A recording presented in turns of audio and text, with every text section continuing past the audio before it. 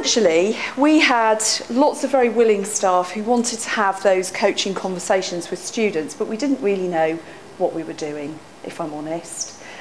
We had lovely cosy chats with Year 11 that we'd identified through our Raising Achievement team data, you know, and you'd make appointments with those students and you'd have conversations with them.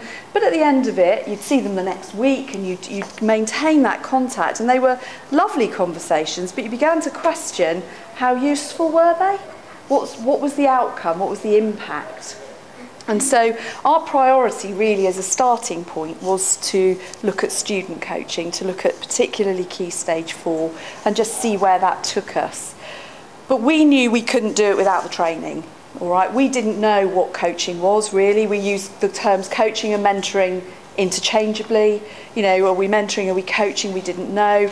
And so we decided to buy in, Liz and Stuart, and we had 4 days training over the academic year 2013-2014, where middle leaders and senior leaders came off timetable or used inset day time to receive those 4 days training.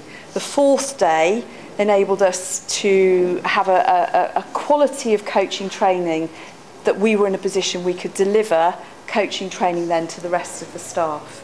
So I would go so far as to say I feel very strongly, although I'm very evangelical about coaching and the impact in schools, it's not something you can just do without really knowing what you're doing. It's really important that you are trained in order to become a coach, so that you understand the GROW model, what those powerful questions are, how to use them, how to interpret what's being said to you back from the people that you're coaching, whoever that may be. So it is important that that coaching training is a part of what you do if you've not yet received it. So that was why we decided that would fit with what we were trying to develop as a culture and an ethos at CAPE of, you know, building relationships really mattering, and how we make sure those relationships have impact initially on student progress and outcomes. We had our 4 training days over the year, which were brilliant. Really enjoyed it. I have to say, right at the very beginning, we weren't entirely sure what to expect. After day 1, the scepticism I guess you get with training that you think might be a bit pink and fluffy just completely disappeared. We were all a bit worried that there might be lots of role model playing or whatever it's called, but there wasn't. We did actually practice coaching, and it really did make a difference to what we were doing. And what it did very quickly was show us that with the right scaffold, you can have some really powerful conversations in a very short period of time. So the second thing that we were asked to discuss this afternoon was, why did we consider this in our context, in our schools? And one of the first things I think that came up as a concern in the coaching was, well, when are we going to have the time to do this? You know, and actually practicing the coaching, using the GROW model that we were being taught how to use, you realise that in 20 minutes you can have quite an impact. Just on Tuesday this week, Liz delivered some training and I helped her with the SLEs across Cornwall, the Cornwall Teaching School, and just demonstrating a coaching conversation and the impact that 10 minutes can have. In fact, the chap who was being coached really felt good at the end of that 10 minutes in that fishbowl scenario. So 10 minutes can have quite an impact, so long as you know what you're doing and you've had the right training to put you in that position.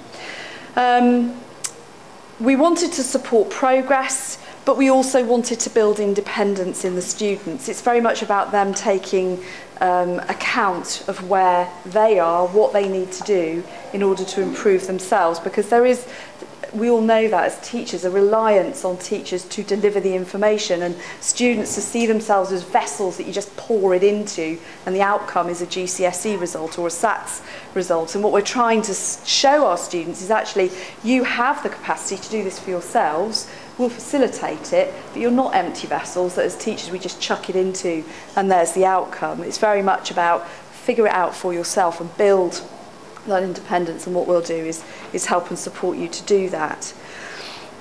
How how are we using it at CAPE is the third thing that we were asked to mention. Sorry, I don't do flashy PowerPoints. I've learned over time that I just don't like looking at them myself half the time. So, so pardon me for just speaking, but I don't do PowerPoints very often. But we started, as I say, mainly using the coaching with students. We quickly realised we were really enjoying it. The 12 of us that were coached during those 4 days with Liz and Stuart realised that we'd set ourselves up in little pairs. That was a bit embarrassing to start off with, but we set ourselves up in pairs over the year and we practised coaching on each other. I was being coached on relearning the clarinet after 30 years. I gave it up when I was a teenager. I regret the day I gave it up, and I was desperate to start playing again.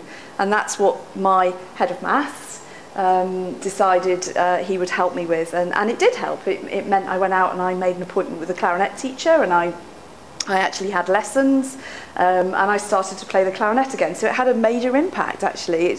It re-enthused me and made me realise even more how much I regretted giving it up all those years ago. But we did start with students, and we practised on each other, and it quickly became apparent that we had student leaders in our school, and there were lots of leadership opportunities. And Emily Hill, the assistant head, who's also head of English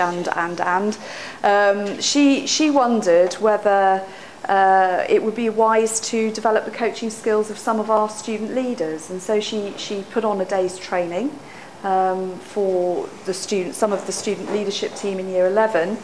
And those students went out and did coaching in Year 6 in our feeder primary schools. Another transition, point of contact with those primaries, which is all so important, because although CAPE's a very tiny secondary school, to our even tinier, one of our feeder primaries has got 22 students in it. CAPE is enormous, and that jump of walking from a school of 22 into a school of just under 400 is a big step. To me, it feels like a very cosy secondary school, but to those it's a massive step, and so transition for us is hugely important. The students that we trained went out into our primaries and did that work and absolutely adored it. They loved the opportunity of being given that freedom to talk to Year 6 about their concerns and coach them through, using that GROW model, what their concerns were, so that they came themselves to an outcome which made them feel comfortable moving up into secondary school. And we had some lovely feedback from the feeder primaries who were saying that actually it was really beneficial, and it's certainly something we will continue to do. So we've had students being coached by staff. We've got student leaders coaching Year 6 in our feeder primary schools. We have a Raising Achievement team, or our Rat Pack as we like to call ourselves. Kath is at lead for Key Stage 4 and uses the data at Key Stage 4 to identify students that we need to prioritise for coaching. But the point is that actually we would like to try and get through as many of Key Stage 4 as possible, not just your pivotal pupils all the time, but as many as we can. So it isn't always about GCSE results, it's about other aspects of school life as well, other aspects of home. Generally our coaching sessions with students are only about 6 weeks, so they're time bound, and we try and manage the expectations of the students so that they don't think we're going to suddenly have a magic wand and solve all their issues. So they are time bound conversations. Last year, I wished actually I could have brought Nikki Baker with me, who was a student in Year 11. I started my own coaching practice. She was my first guinea pig, really. But it worked very well, and she was desperate to carry on after the 6 weeks. And so we're mindful of that as well, because that does take up a lot more of your time. But also, it's a bit harsh for some to just cut them adrift. They need that support, and some obviously appreciate it more than others, but we've not actually had students who've got to a point where they really have said, no, this isn't for me. In fact, we've got to a point now where students are approaching Kath to say, why haven't I been picked yet? I really want some coaching, which is a super position to be in. And then in September, when we got back to school, we had one of our inset days, which we dedicated to the training of all of our staff. So funding is really important. I agree entirely with what John said. It is an investment of time and money, and we made sure we invested the money because we don't pay our teaching assistants, for example, or some of our support staff on our inset days. But that day, when we had our inset in September, we said to them, we really want you to come back in, please come back in and be trained. So we had to pay them in order to achieve that. And all bar one, all of our teaching assistants came back into school, our pupil support staff came back into school. And I agree, again, entirely with what John said, which is it isn't about teachers being coaches, it's about all staff with skills being recognised and being given that opportunity to coach if they've received the training in order to do it. So that's where we're up to at the moment. Now we need to keep revisiting that, and I'll say more in a moment about keeping that ball rolling. But in a very short period of time, really only 18 months, we feel that we've created quite a coaching culture already, where the expectation is that teaching assistants will have those conversations, those coaching conversations with students, rather than guiding and telling them what to do, because it is about building that independence.